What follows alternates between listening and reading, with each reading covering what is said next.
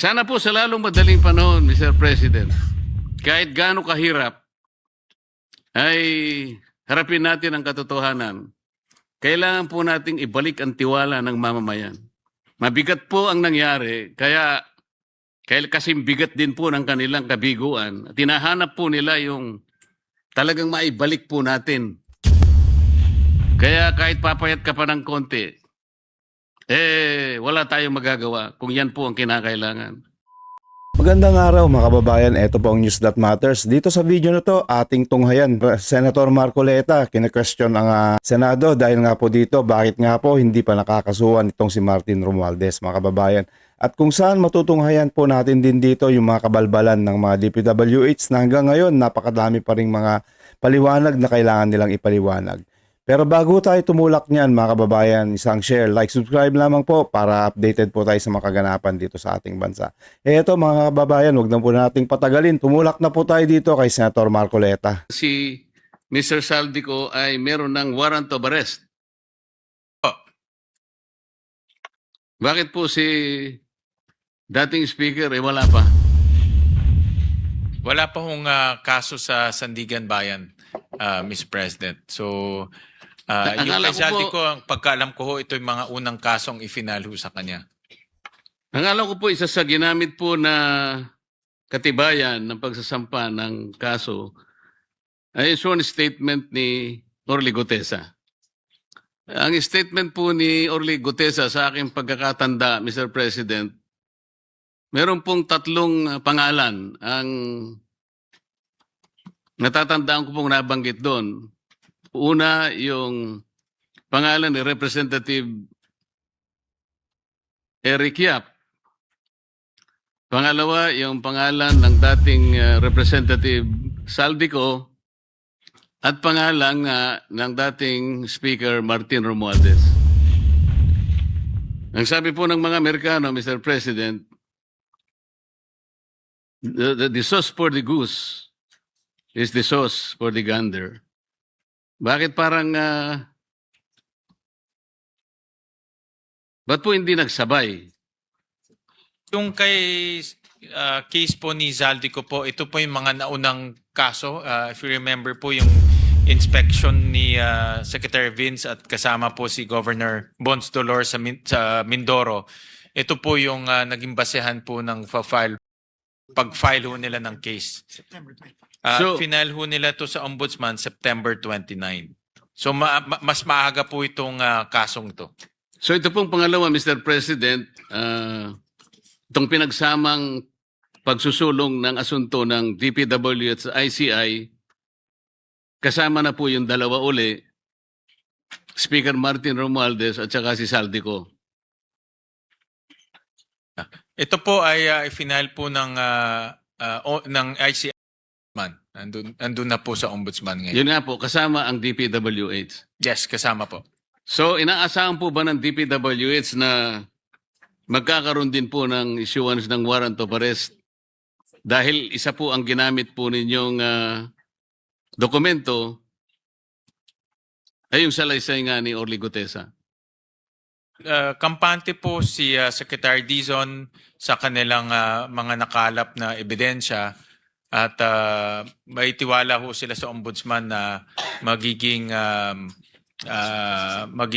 masino po sila sa pagtitingin ho dito sa mga ebidensya. Gusto ko rin pong paniwalaan yung sagot ninyo, Mr. President. Maraming salamat po. Thank you. Hindi po ba ninyo ginamit yung kamakailan lang ay pagpapahayag ni Representative Saldico na ipinadaan niya sa kanyang mga video recordings? Well, Mr. President, una-una hindi ho yung sworn statement at sa video recording lang ho niya ginawa. So wala hong saysay ho yung kanyang sworn statement. Wala pong saysay yung kanyang statement, hindi pala siyang sworn. Sorry, Mr. President. Pero Mr. President, kung inyo pong susuriin yung Republic Act 6770, ito po yung charter ng Ombudsman. Kung tawagin po yung Ombudsman Act of 1989, dito po sa Section 13 ng batas na ito, Mr. President, sinasabi po na the Ombudsman and his deputies as the protectors of the people shall act promptly as complaints filed in any form or manner. Hindi po sinasabi rito, Mr. President, na kinakailangan nakanotaryo. Kasi baka mamaya peki na naman ang nakuha niyang notaryo. So kahit na walang notaryo, in any form or manner, sa ibang mga desisyon nga po o aksyon ng ng ombudsman, kahit na anonymous po yung letter pinapatos po ito po hindi po letter, hindi anonymous letter, siya po ay nagpahayag sa kanyang mismong Facebook page. Hindi po ba ninyo naisip na baka pwede nyo i-fact-check naman? Baka may katotohanan naman. Hindi po natin sinasabing walang katotohanan o may katotohanan. Nasa sa inyo po kung mag-initiate po kayo ng evaluation sa kanyang mga paghahayag yung nagawang ganong aksyon, Mr. President. Mr. President, Senator Marcoleta, ito po ay nasa discretion na po ng ombudsman at sila po ang meron pong kapangyarihan kung gugustuhin ho nilang imbestigahan o i-pursue itong ganitong mga statements. So, nasa kanila na ho yun. Alam nyo, Mr. President, nung isang araw lang nandyan ang ombudsman. Akalain yung nakalimutan kong itanong yun. Wala pa ho yung video. Wala pa ho yung video. Hindi po, maraming video na yung siya. mga naunang video. Yung mga naunang video, siguro may 3 video na po. Kasi yung mga nilabas niya may pang-4, pang-5. Pero merong unang 3 na Kaya lang nung sabihin ninyo na magkaibigan naman kayo Nawala ngayon sa isip ko na itanong. Mr. President? Baka ano lang ho, baka di lang ho kayo nag-almusal o Siguro nga po, dahil sa maaga sa ho gutom kasi, siguro, maaga ho yun maaga. Mr. President, kanina po ay totoo po na parang nakaka-confuse, nakakagambala kung ano nga talaga yung distinction ng CPAG at saka BIP. I may dare to offer an explanation kung inyo pong mamarapatin, Mr. President. Yung BIP po naragdag po doon sa sinasabing mga convergence programs Ito po kasi ay paraan para isatisfy yung Garcia Mandanas ruling ng Korte Suprema. Kung hindi po ako nagkakamali, ito po ang approach na ginagamit para sa ganon mailatag po. Para hindi nagko-complain po yung mga local government units. Sapagkat, sa totoo lang, sa ruling po, kailangan may karagdagan silang ira. Ang ngayon ay tinatawag na nata. Pero sa totoo lang, sa dami po ng devolution na hinihingi naman po, hindi nila talaga mapapanagutan. Tama po, Mr. President? Posible ho yun, posible. Pero napakarami pong naging modern versions ng pork barrel. Pork barrel was outlawed by the Supreme Court several years back. Pero lumitaw po, mas marami po ngayon. Mabuti po napansin ninyo, ginoong sponsor, Mr. President, at inalis po ninyo yung tikas. Opo, linipat ho natin yan sa DND. Pero dahil po siguro sa pagod ninyo at sa medyo hindi rin po kayo nag-almusal, Your Honor, nakalimutan po ninyo yung katuparan. Ito po yung kalsada tungo sa Paliparan, Rilis at Daungan. Ito po ay proyekto ng DOTR. Ang DOT naman, meron po siyang TRIP. Ito po yung Tourism Road Infrastructure Project Prioritization. Yung DTI naman po, merong roll it. At saka yung nga pong tikas ng Department of National Defense. At nga, dinagdag nga natin po yung Sustainable Infrastructure Projects Alleviating Poverty Gaps, SIPAG. Nakalimutan pa ninyo yung SSP at saka CSSP. Napakarami pong naimbento ng DPWH para lamang po pagbigyan yung napakarami pong mga proponents Naku po. ng ating infrastructure projects, lalong-lalo na po sa flood control. Sana po, Solid. Mr. President, mapasadahan uli ito. Ang una ko pong itatanong tungkol dito, nung malisin po natin ang tikas, bumalik po ba sa DND o it was entirely wipe out? Bumalik po. Yung buong amount po ay tinransfer sa DND. At mayroon pong dahilan kung bakit ho hindi muna tinransfer yung iba sa ibang mga ahensya. Kagaya po ng Department of Tourism, medyo hindi rin sila kampante na kaya nilang mag-bid out at mag-undertake po ng mga infrastructure projects dahil tourism agency ho sila. Kaya sabi nila baka hindi pa nila kaya this time. Yung Department of Trade, ganun din po. Pero tingin ko next year mayroon na ho tayong oras, pwede ho natin i-consult ulit sila kung kakayanin na nilang mag-bid out. Pero ito po ang nakuha ko rin sa Department of Tourism na kailangan rin ma-improve ng DPWH at ng itong mga convergence projects.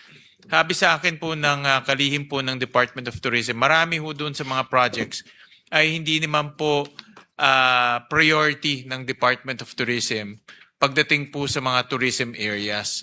So marami rin ho doon sa mga project na yun ay kumbaga hindi kinakailangan ng Department of Tourism. So kailangan ma-improve pa yung coordination ng Department of Public Works at DOT hanggat nandiyan pa ho yung mga programa na yun sa Department of Public Works. Mr. President, kanina po ay nabanggit po yung pantulong na basihan ng inyong pagsasampa ng mga asunto sa mga nabanggit kaninang mga pangalan. At kung maring nakikinig si Sergeant Gutesa, parang vindicated na rin po siya sapagkat nagamit yung kanyang pahayag. Ang tanong po, bakit kaya hindi naman ginamit yung sworn statement ng mag-asawang Diskaya?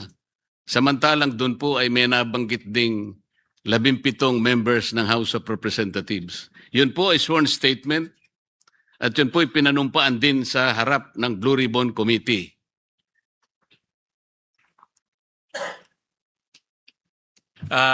Yun po ay pinag-aaralan pa at posible rin pong gamitin yung kanilang mga salaysay. At kung gagamitin man, ito po ay gagamitin sa ibang asunto. So parang ang nakikita natin, pagka miyembro ng House of Representatives, parang mabagal po yung action. Parang yung pag-aaral medyo matagal po, ano? Hindi naman po, hindi naman. Sabi ni Secretary Vince, hindi naman po ganun. Gusto ko rin pong paniwalaan yun, Mr. President. Totoo po, baka akala ninyo ako'y nagbibiro. Gustong-gusto kong paniwalaan yun. Naniniwala ba ho kayo? Parang Mr. President, noong November 24, kamakailan lang po, mga ilang araw pa lang nakalilipas, 2025, ay in-announce po ng ating Pangulo na nag-launch po ang DPWH ng Transparency Portal. Talagang totohanan na yata ito, Mr. President. Yung portal po is powered by artificial intelligence. Ang sangayon po sa mga ulat. Tama po ba yun? tama po. Kanina po pinag-uusapan sa budget ng NTC at saka ng DITC that because of the sophistication of the artificial intelligence being used today, it is also considered as a potent tool for fraud.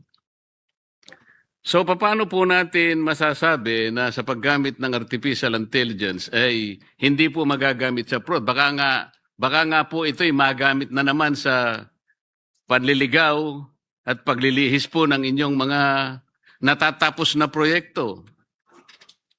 Halimbawa po, Mr. President, sa napakarami pong applications na ginagamit ng DPWH, magsimula na po kayo doon sa Information Management System, meron po kayong MYPS, meron kayong PCMA, meron pa kayong Survey 123 na sa inyong pagsasalaysay sa amin, initially, ito po ay mga makapangyarihang mga tools para sa ganun ay ma-check natin yung talagang kalagayan ng mga proyekto. Ang sabi pa nga natin noon nang hindi pa natin nalalaman lahat, ang sabi nga natin geotag and real time. Only to be disappointed later on, Mr. President, na hindi pala totoo yun.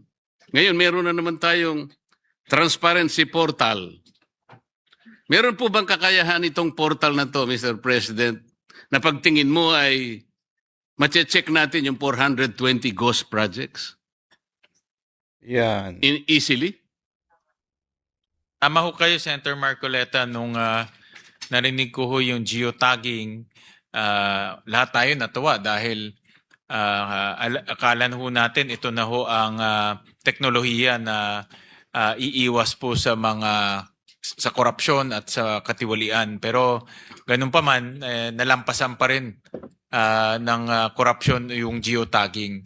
Ngayon po, gagamit na ho ng mas sophisticadong technology. May satellite The Philippine Space Agency. may satellite technology na ho in partnership with the Philippine Space Agency. Paborito niyo pong agency. At gumamit na po ng artificial intelligence para po mapag-aralan yung 248,000 na proyekto over the last 10 years. Dahil itong hindi lang po yung current year ang pinag-aaralan, 10 years prior pinag-aaralan na rin using artificial intelligence. Alam po ninyo, Mr. President, initially, tinitingnan ko po inaaral ko. Parang ang pattern po is very similar to the dime of the Department of Budget and Management. Ito pong dime ay ito po yung inumpisahan na po 7 taon nang nakararaan Pero wala pong mabuting katibayan na talagang nakatulong sa pag-determine ng accuracy ng mga projects. So, dime 7 years ago, ginamit. Pagkatas meron po tayong napakaraming applications na pinaniwala po tayo initially ng DPWH na talagang ito, sigurado ang Pilipino rito. Huwag kayong magalala, sigurado na ito. Nung ma-check po natin ang mga discrepancies between the MYPS at saka PMCA, kinumpute ko po yung ratio and proportion, alam po ninyo, sa 8,000 na flood control projects, bali sa sample na napag-aralan namin, lilitaw po mahigit na 1,000 ang mali ang coordinates. Ngayon po, meron na naman tayong portal. Sinasabi natin, wala namang iniwan do sa dime Hanggat wala po tayong satellite, hindi po mangyayari yun. Wala pong real time. Walang real time. Patuloy pong mamamanipula lahat ito. Ang ibig po sabihin, Mr. President, this might be utilized na parang baka ma-mislead na naman po ang ating mga kababayan na akala mo ito ang magbibigay ng magic. Parang madaling pagbibigay ng kapanatagan sa kalooban ng bawat Pilipino na yung trust ay nabalik kagad. Nang ganun-ganun lang. Yan po yung sentimiento, Mr. President.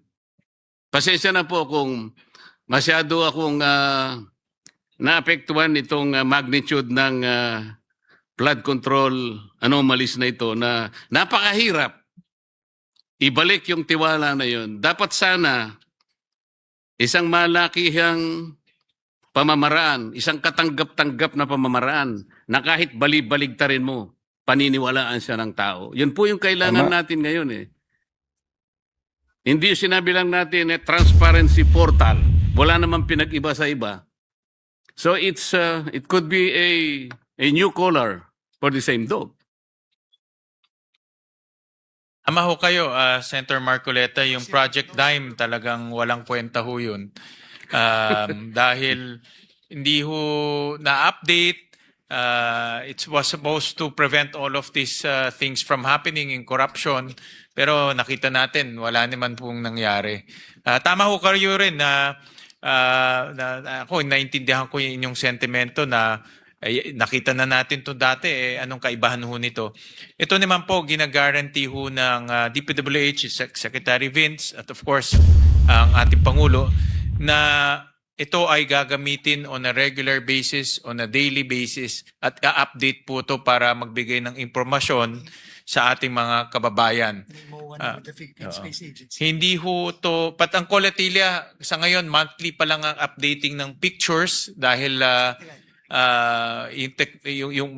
dahil ano, limitado rin po sa number of satellites ho tayo. Pero ang guarantee naman ho dito, every month makikita nila yung takbo ng proyekto. At makikita ho nila kung yung proyekto ay gumagalaw o hindi gumagalaw at saan yung proyekto.